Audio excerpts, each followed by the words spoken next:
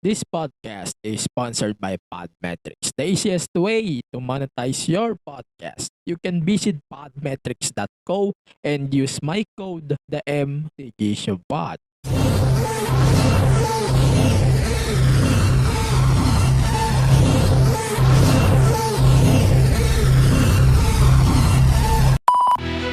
Welcome to your unfiltered Tagalog Wrestling Podcast.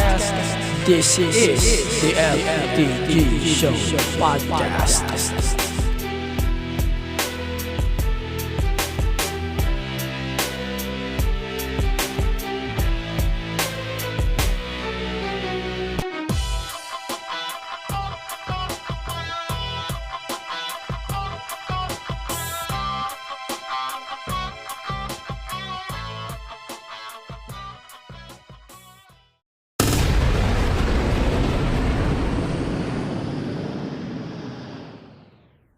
To go, it's Friday.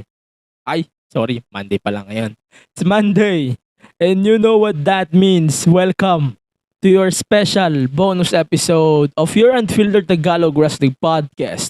And this is the MTG Show Podcast, a wrestling podcast.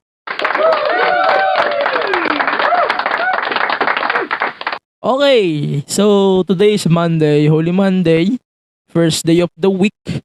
And I'm so fucking excited for Monday kasi wala. Pagpapahinga lang ako.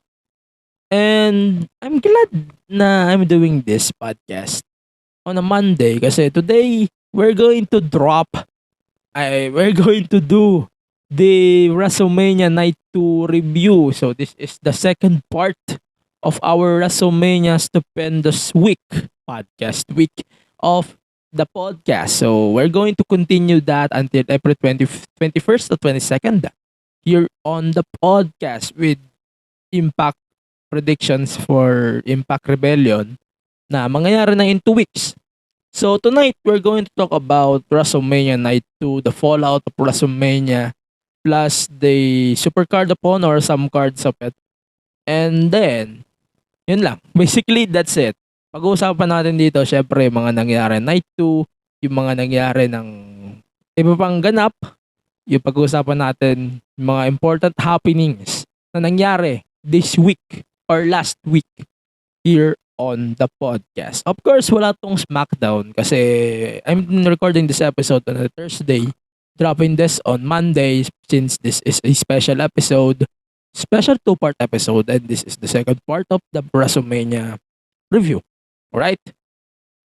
Yun. So before we start this episode, welcome to the podcast. And before we continue on our tradition here on the podcast, we're going to start with plugging some stuff. So if you wanted to follow the podcast on all of the social media platforms, Facebook, Twitter, Instagram, Twitch, and on TikTok at the MTG Show Pod. And then please check our link TR for all of our stuff here on the podcast. That's linktr.ee/the MTG Show Podcast. And then I hope you can follow me and this podcast as well on social media at AG Pinera on Facebook, Twitter, and Instagram. And also, syempre, please join our Patreon for some stuff na I hope pwede kong and general support na rin here on the podcast. Alright? So, basically, yun lang ang ating ipa-plug na stuff. Let's start with WrestleMania, obviously. So, on the part 1, nag-umpisa tayo ng Stand and Deliver, and part 2, we're going to start with WrestleMania. So, una na tayo doon sa Raw Tag Team Titles. So, it's RK Bro, Alpha Academy, and Street Profits. This is a motherfucking sick matchup. And I think medyo I think may sumasagad to sa expectation ko. Sobrang sumasagad talaga tong match up mo to sa expectation ko. Although there's a lot of copyright stuff that I hated during this match up, but regardless, it's a good match and it's a great match actually. And hindi ako makapagsalita ng kung ano-ano about during this match. Nabuhayan agad ako this first six matchup, first six, first match pa lang ng card, eh buhay na ako. Paano pa noong mismong card, di ba? Kaya sobrang natatawa ako, sobrang I fucking love this stuff right now. And ewan ko, mag-agree kayo sa akin, but this is definitely one of my favorite matches of the night. Sorry, peeps. Kung kayo ang tatanungin. At kung tatanungin ko nga kayo, ano bang gusto nyong match for WrestleMania? Let me know in the podcast platforms. And I hope you can answer that podcast question. Okay, so before we go to the next one, let's talk about Triple H introducing the fans, welcoming to WrestleMania, formally retiring himself from in-ring competition. And ayun kasi, in-announce niya na few weeks ago na siya ay magre-retire na in-ring. In-announce yun sa ESPN. And then, ayun, kinonfirm na siya. And nag-formal retirement na siya here in WWE. Masasabi ko lang, sobrang simple lang. Sobrang salamat talaga kay Triple H. Kasi he is one of the guys that I know. I know na na nag-start ng revolution sa NXT. Hindi lang yon. He started himself as the new guy. New guy. Na iniisip ko noon pa man na magiging future o magiging past, present, and future o magkakaroon ng future for the company na sa tingin ko galing sa tamod ni Triple H.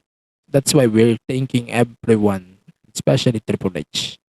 We're thanking him for everything na ginawa niya for the company, for the brand, and for the professional wrestling. So, yeah. Yan lang. Let's move on to Lashley and Omos. Based on my fucking stuff, I think Lashley and Omos feud is kinda bitten. Knowing na 1 week lang to, wala pang 6 days notice na sinabihan na magko-compete sila in a WrestleMania match. And I'm glad na we got the right winner. But they're going to build this feud pa. Kasi there's an happening, mamaya explain natin sa ating post-WrestleMania. There's an happenings na nangyari after na tong, kinabukasan sa Raw. And Lashley almost, like what I said, wasted card slot. Pero at least I'm glad na ito yung naging paumpisa ng kanilang feud. It's okay, it's understandable. And then, let's talk about the Anything Goes match between Johnny Knoxville and Sami Zayn. Man, god damn. Akalain nyo, ina-expect ko na ito yung isa sa mga pinaka-weakest matches of the card. Ito pa yung magiging favorite ko. Tangina. Kaya nagulat ako na, puta na. Sabi ko, I know this match is not for me. This is not for some fans. But this is for the casuals na nanonood ng wrestling at the same time nanonood din ng movie ni Johnny Knoxville, yung Jackass Forever. And yun na nga, ang ganda ng kinalabasan nitong matchup na to. If hindi kasama si Cody, I'm gonna pick this up easily. I'm going to pick this up easily as my match of the night, as match of the week, or match for everything. Because it's so fucking good. Nag-exceed siya bigla sa expectation ko. Naakala ko, hindi ito yung magiging pinakamaganda. Ito na pala yung pinakamagandang nangyari during the WrestleMania. And wow, what a stupendous matchup. Ang daming shenanigans which is I love the most. Especially sila Wiman. Hindi man ako nanood ng Jackass Forever. But definitely their appearances makes the story better. And kung nanonood kayo ng Jackass Forever, I think mas makaka-relate kayo doon sa mga characters na lumabas and a lot of shenanigans here on the matchup. So, it's a plus for me. It's a plus na na they did the same thing, na almost the same thing na ginagawa nila sa Jackass, which is great. Okay. Let's move on to the WWE World Women's Tag Titles. Man, I don't think I want to waste my shit on this, but let's calculate everything. Sasha and Naomi, sobrang ganda ng build sa kanila for the women's tag titles. And Sasha and Naomi winning titles is the only right decision on this matchup, which is agreeable naman para sa lahat. Rhea and Liv Morgan is kinda random. And mukhang mag-i-split din sila later on. There's a build up on Raw na kung hindi kayo nanonood ng Raw, malalaman nyo. So, it's a possible heel turn for Rhea Ripley. And then, ayan na, mag-uumpisa na yung push ni Liv. Maybe, ini-slow lang talaga yung push niya. So, it's a great slow build na I hope magkabunga the near future. Mamaya, pag-usapan pa natin yung iba sa fallout natin ng Raw after WrestleMania. Alright, so let's talk about Edge and Styles. Ito rin isa mga interesting matches of the card.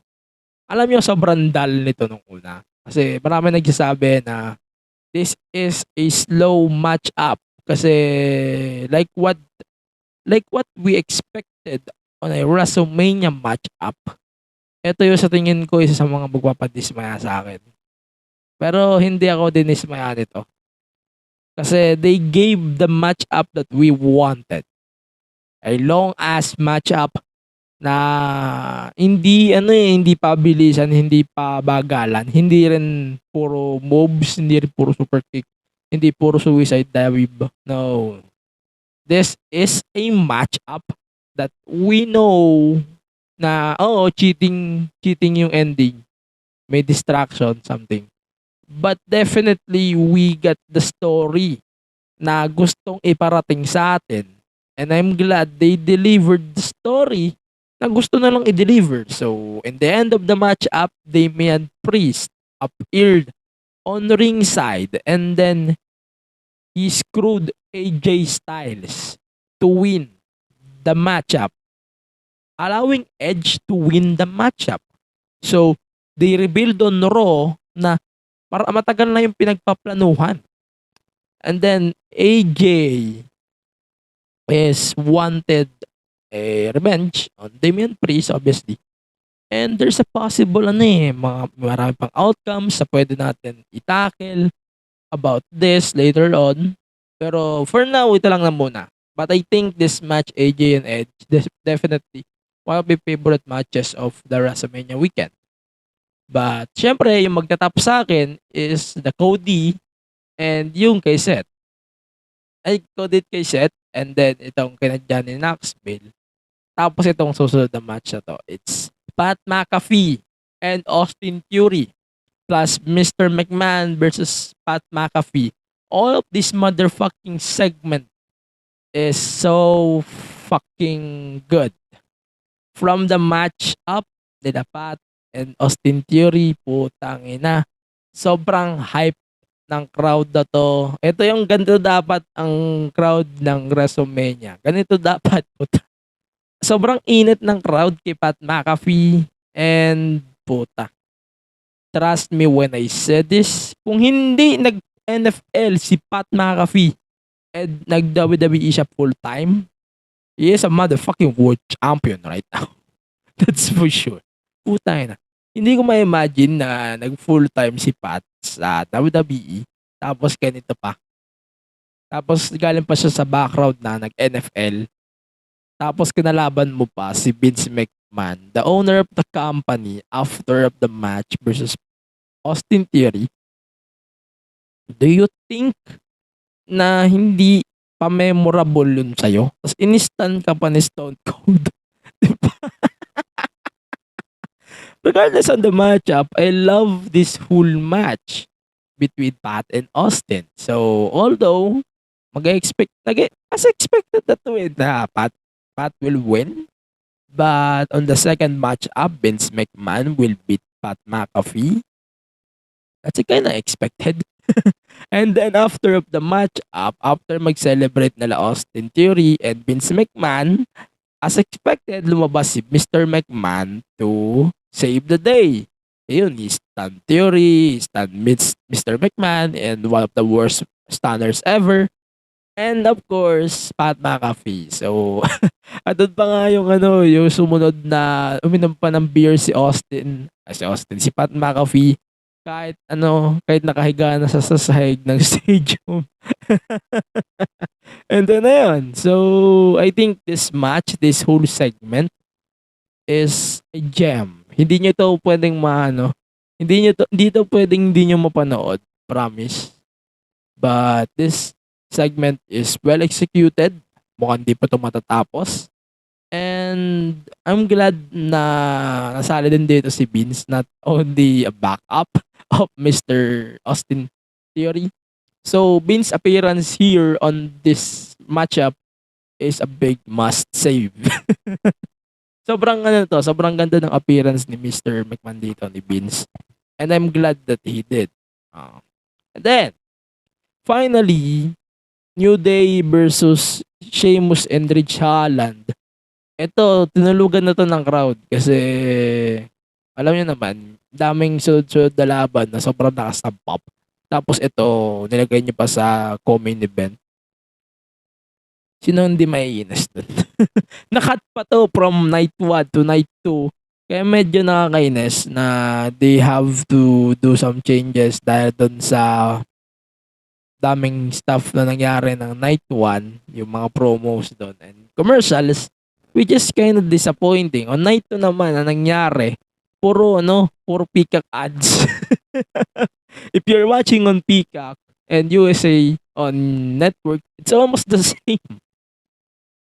Ganun yung ginawa nila. Kaya, sobrang nakakainis yung part na yun. But yeah, regardless, it's just a formal match at WrestleMania between the New Day and Sheamus and Ridge Holland. Yun. Formality lang yun.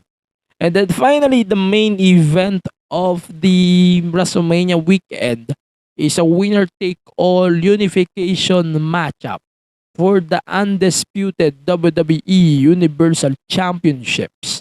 It's Roman Reigns versus Brock Lesnar. Eto guys linawin natin mabuti mga facts about this bago tayo magpunta sa verdict. The titles is not tawag mo dito, as of the moment hindi siya unified. It's only used for storylines. As of today's recording, unified lang siya for story purposes. Hindi naman pinagsama yung history nila, hindi rin ni-retire yung isang championship. At hindi rin pinutol yung history. Kumbaga, the unification is just for the formality. It's just for the stuff na gusto nilang i-run for a direction. We know WWE wants either Brock or Roman on both shows. So it's kind of favorable for them na ilagay parehas si Brock at si Roman on the same show. On both shows, ba? So that's why we're getting this unification BS. At saka yung mga pinagdaanan syempre ni Brock, ni Roman sa bago ma-set tong WrestleMania main event na to. So, yeah. Okay, hatol ko sa WrestleMania main event naman. Okay, I'm glad na Roman won. It's kinda expected na. Sobrang expected na Brock will lose to Roman talaga. In the first place, wala namang nabago sa stuff. Wala rin nabago sa story dito. Kaya lang, like all of the people who watched WrestleMania, this thing is kind of disappointing. Kasi hindi natin nakuha ano yung gusto natin makuha. And like what I said, yung match-up is kind of nakakabitin. We wanted a longer match-up rather than the 12 minutes na na-record ng WWE just for this. And unfortunately, wala nang kalimat si Brock dun. Undisputed champion na si Roman. So, what's next? Di natin alam. So, by today, probably di pa natin malalaman. Pero pagka-drop na itong episode, alam na natin na may SmackDown na nga nun after nun. Di ba? Ayun. So, basically, yun lang. The matchup is okay. The Roman Brock match is okay.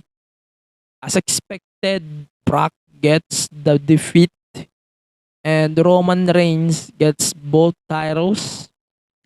And yeah, yun. So, yun lang naman. Walang problema sa matchup. Although with the ending, it's bullshit. Come on. Yeah, all knows we can do it better. Pero they give us a disaster. Yan lang. So basically, that's it for my WrestleMania review. Oh, ito. Konting possible feuds na gusto kong i-book formally after WrestleMania kung ako magbo-book. So, syempre, pagpapatuloy natin yung Cody Rollins na obviously tinitis na nila nung Raw. And then, Drew McIntyre versus Roman. I hope Roman can find a threat for this championship habang matagal pa naman ang SummerSlam mo. Sa July pa yun eh.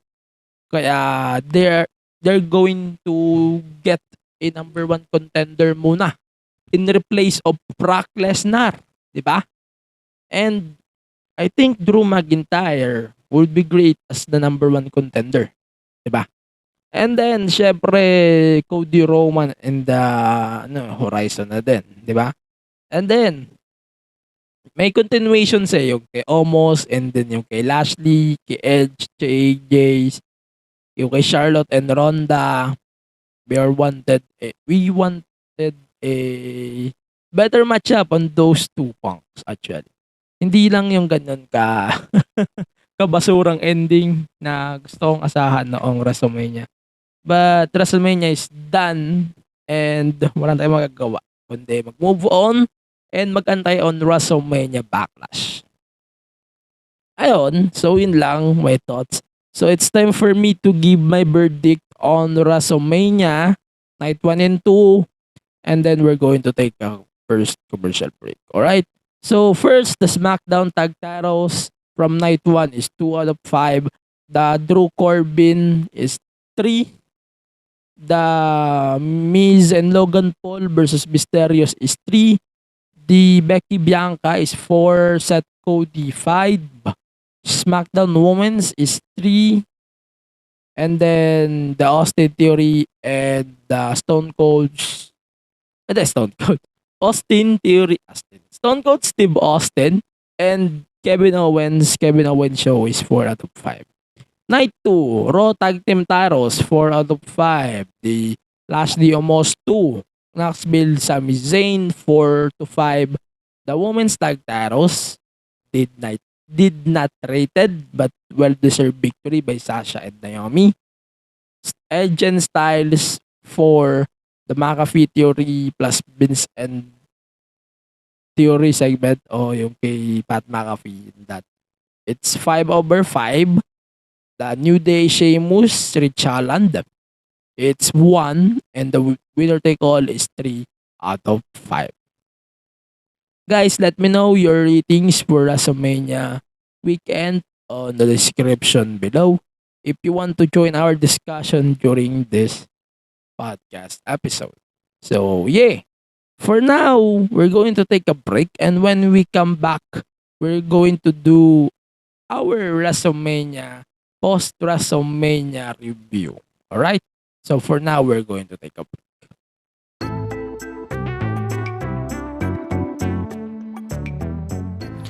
Hi, my name is Mark Edem and I'm the host of Quantox the Podcast, a podcast show that we can discuss different hot trending topics from love, social media, politics, and many more. May pagkulitan makipagkwentuhan lang dito sa Quantox the Podcast. See you there! Hey, if you're looking for some wrestling content here on Spotify, you can check out the MTG Show Podcast, a wrestling podcast only here on Spotify. Okay, so we're back on the podcast. Let's start with the fallout of WrestleMania. So let's start with Monday Night Raw. So we got the Cody promo from this week's Raw. So Cody wants the undisputed champion, which is Roman Reigns right now. And ayan, nagtitis out siya na hindi naging world champion si Dusty, and he vowed that he will be a world champion in the near future. So maybe bibid pa lang din siya. And Seth Rollins appears and shakes his hand and sign of respect. Of course, by Seth Rollins. I don't consider that as a face turn either. But yeah, yun. And then, so we got a Raw debut on tonight's, on this week's Raw. So, Ezekiel just made, whatever kung naman pangalan niya dito, Ezekiel, Bisaya. Basta Ezekiel just made his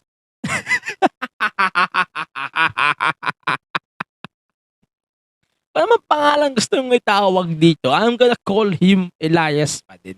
Although, I'm going to criticize this stuff kasi Elias or Ezekiel, kung anong pangalan niya ngayon, is body shape. Regardless on the ring and the repackage.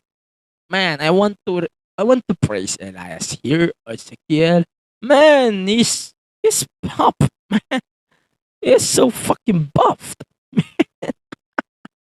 Sobrang ganda ng katawan niya dito ni Ezekiel. Puta na. Hindi ko ma-imagine na akala ko si Batista yung lumabas. Tapos Diyos ko po, puta. Tapos ganyan. Putang ina nga. But regardless, that's a debut or return after a few months. Okay. I'm not impressed on this whole fucking episode of Raw, so we have to do a recap immediately. And then, ayun, finally, Veer just made his Raw debut. So, yay! Wala na tayong running gag. Wala na rin tayong Beer Mahan debut soon. Memes. Nalalabas every week sa mga kung saan-saang pages. At least we got Veer and he will compete in his first match versus Rey Mysterio. Rest in peace. Okay, so and then we got a wait lang. Bago tayo magpatuloy, yung kay Ezekiel, whatever, kung man tawag nyo dyan. He will debut soon in the ring for sure naman. And nagpakilala siya as Elias younger brother. So, marami tayong kailangan pang details. Kailangan natin kunin kay Ezekiel. Whatever, kung ano namang mangyayari. Kung masaseryoso pa ba natin itong gimmick na to. But okay. And then, we got a title change from NXT 2.0. So, Braun Breaker beats Dolph Ziggler for the NXT Championship on Monday Night Raw. That's a pretty good match. Kaya lang, sobrang excessive naman ng mga ganitong match-up. I know this is 2.0 and they wanted to have a following on Raw, not only in their brands NXT, but bitch, sobrang namang ikli ng promotion itong match na to. Halos 5 minutes nga lang yung naging promotion ng match-up na to. And then we got the title match. It's kind of upsets me the most. It's kind of degrades the title. No offense to people who likes the NXT, but that's kind of insult to me. Bakit show to sa akin na 5 minutes, 10 minutes yung binigay na warning o na call for this matchup, and then the Hope is going to defend the NXT Championship. That's a big disrespect to the title. But regardless, Braun Breaker gets the title, and we're going to talk about his story after of this Raw review. All right, and then okay, so we got a extension nga, sinabi ko kanina, extension of the Elias tuloy, of the Omos and Lashley story. So, we're glad na hindi pa tapos ang kwento between two of them. And then, ayun na nga, so MVP just turned on Lashley. And then, he joined Omos as his mouthpiece. So, masabi ko lang, sobrang simple lang. That's a right stuff, right decision. Kasi Omos needs a mouthpiece and maybe Lashley o MVP can help him for that matter. So, Lashley can cut a promo naman. So, I don't think na he needs MVP pa. Ano? Diba? And then, so we got the face turn of Queen Zelina. If napanood nyo yung episode last week, that's a teaser na pala of what's going to happen after WrestleMania. So, she attacked Carmella and afterwards, ayun, so Carmella and Corey Graves make out. Ayun, so maglaplapan sila dyan sa commentary table. And speaking of Corey Graves, so in-announce ni Corey Graves sa Raw Talk and ni Jerry Lawler that Jerry Lawler will be the temporary ring announcer or commentator for Monday Night Raw habang sa honeymoon pa si Corey Graves. Sana permanent na yung honeymoon. Kasi medyo naiirita ako sa commentary ng Raw. Sorry everyone. Sa mga fans dito na Corey Graves, sorry talaga. And naiirita ako. Every time I hear his fucking voice and I'm so fucking hear it. Then, so we have the Edge promo, Damian Priest and Edge promo. So, I'm glad that they explained the story between Damian Priest and Edge joining each other. So I'm glad we're getting a explanation for that. And may mga rumors din that Rhea Ripley might join the stable. And si Tommaso Ciampa, si Rhea, pwede siya mag-turn heel. Okay, leave kasi may rematch siya next week and possibly makukuha natin yung rematch. Diba? And then, so, ayun nga, si Ciampa naman, katatapos lang ng stand and deliver. So, possibly din na mag-move na siya sa main roster. So, it's a big plus din for Tommaso Ciampa. Let's go on to NXT. So, we got a Braun Breaker versus Ganta matchup. And before the show started, so we got a face-off between two of them. Braun Breaker puts over his dad and his uncle about being inducted to the Hall of Fame. So, yun. Congratulations. Hindi ko na-recap yung buong Hall of Fame but I love Undertaker's TED Talk. And then, so yung kay Braun at kay Ganta match up nila. I love this match, man. I don't know why people hates this match. Because Gunta lost the match. I fucking hear it. And then, speaking of Imperium, so they fought Creed Brothers and Creed Brothers defeated Imperium. And then afterwards, Marcel Bartel was walked out by Fabian Agner. Tama ba? Fabian Agner. Tama. Ayun, so nag-walk out si Agner after the matchup. And then, ayun nga. So, nung nanalo nga ng Creeds, nagkaroon naman ng blindside attack from a popular talent, a tag team in NXT. Sa NXT UK. So we got the Pretty Deadly. So they made their NXT debuts by attacking the Creeds. And nagbago na rin sila ng ring name. So we got Elton Prince and Kit Wilson. Yeah.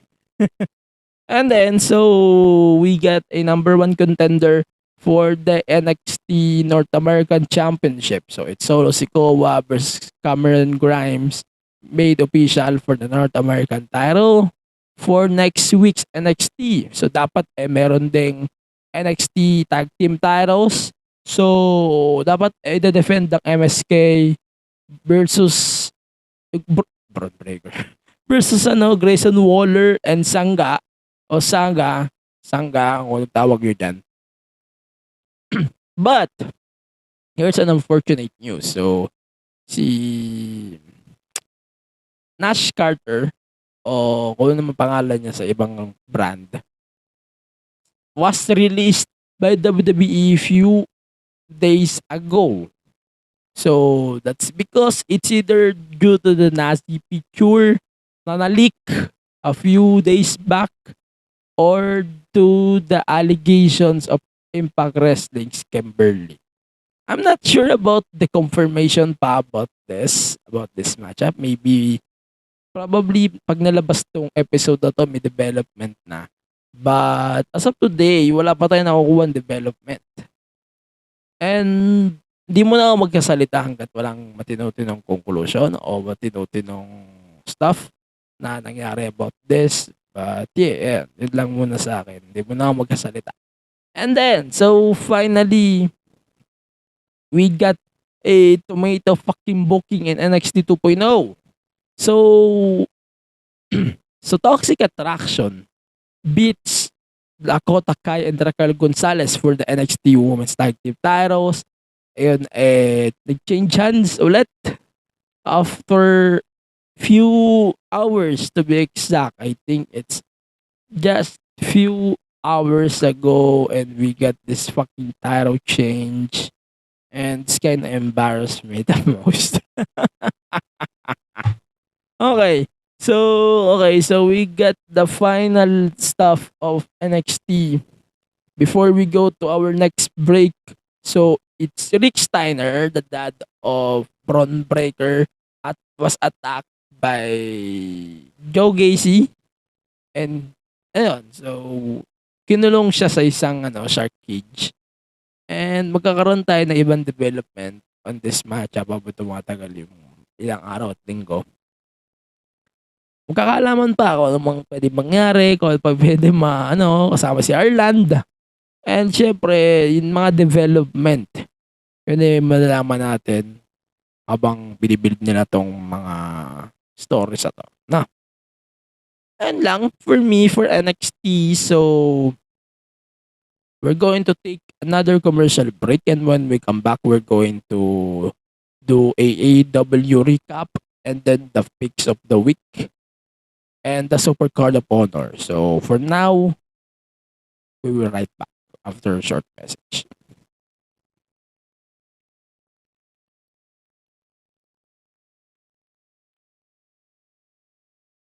This podcast is sponsored by Podmetrics, the easiest way to monetize your podcast. You can visit podmetrics.co and use my code, the THEMTGSHOWPOD.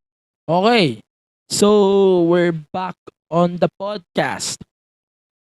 Before we continue, so Lazada is still having their sale every week.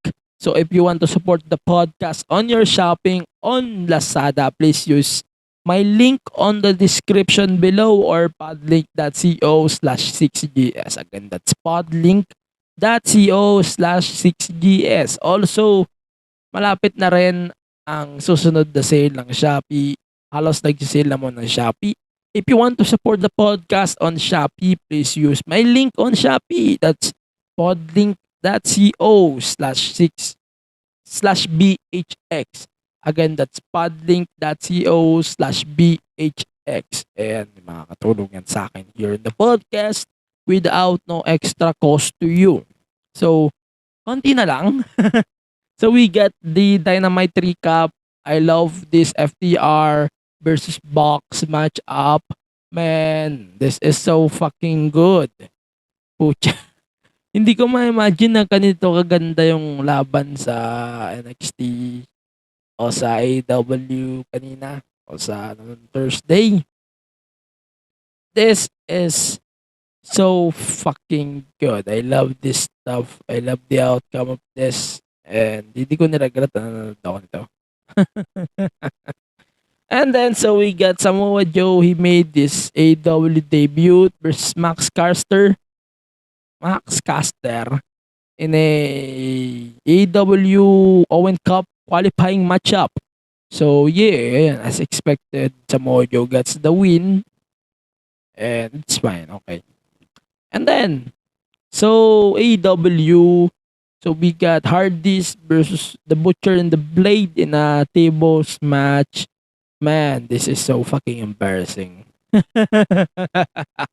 And on next week's Rampage na live, so we get Adam Page versus Adam Cole for the AEW World Championship. And also on Battle of the Belts 2, we got Thunder Rosa defending the title versus Nyla Rose in a one-on-one match. The Battle of the Belts 2 will take place on Saturday, on April 15, 2022 Manila time.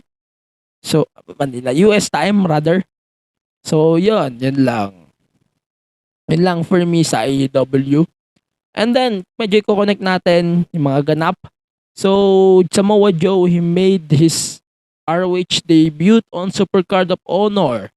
And, ayun, so he saved Jonathan Gresham from Jay Lethal and sa J. Dot.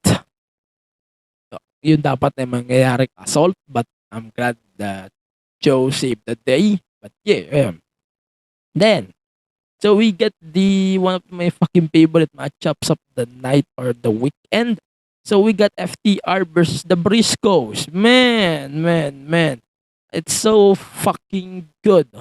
No need to ask me what happened on this match. Just watch it on pay-per-view. Just watch it on Sky, on Signal, whatever it is. This is a good fucking matchup. Finally, ayun, so final thing that we got. So, Jonathan Gresham is your undisputed Ring of Honor World Champion. So, he defeated Bandido in a winner-take-all matchup for the titles. So, yeah. Marami pa tayong aasahan sa Ring of Honor, lalo't hawak na to ni TK. And I hope na supportahan natin ang AEW despite of everything what's going on them right now. So, that's pretty much it for the part 2 of the podcast. One of the most stupendous WrestleMania part 2 episode in history, 2-part episodes in history. So, let's go to the picks of the week. The man of the week is obviously Brock. And then the woman of the week is Bianca Belair. And then the matches of the week is FTR Briscoes, the ladder match from Stand and Deliver, and the Seth Rollins versus Cody Rhodes. Yan. So that's it for this week's podcast. I hope you all are safe during this Holy Week. Marami mo biyahe sa probinsya, and I hope safe kayong lahat. So follow the podcast on all of the social media platforms: Facebook, Twitter, Instagram, Twitch, and on TikTok at the MTG Show Pod. You can support the podcast on all of the social media platforms, and of course on Spotify, Apple Podcast, Google Podcast, Deezer, and on the other podcast platforms. And you can download the MTG Show Podcast app, which is available on Google Play Store. And of course, visit our website na kung saan na nandun lahat yung links natin. So, linktr.ee/the MTG Show Pod. And follow me on social media at AG Penera on Twitter and Instagram. And please join our Patreon at the MTG Show Pod for more perks and everything that we wanted on the stream, on this podcast, on this fucking episode. So that's pretty much it for this week's episode. Stay safe, stay reso. And on May 9, 2022, wag po tayong boboto ng magnanakaw. See ya in 2 weeks after ng Holy Week. And have a blessed Have a blessed Holy Week to everyone. Sana mag-delay-delay tayo. Pag-usapan natin sa Holy Week na to kung ano yung mga nangyayari. And magdasal lang kayo. Tiwala lang sa sarili at konting pananalig lamang sa ating poong Maylika. Thank you. Stay safe, stay raso. And May 9, wag po tayong boboto ng magnanakaw at ng sinungaling. Peace. We're out. Hey, if you're looking for some wrestling content here on Spotify, you can check out the MTG Show Podcast, a wrestling podcast only here on Spotify.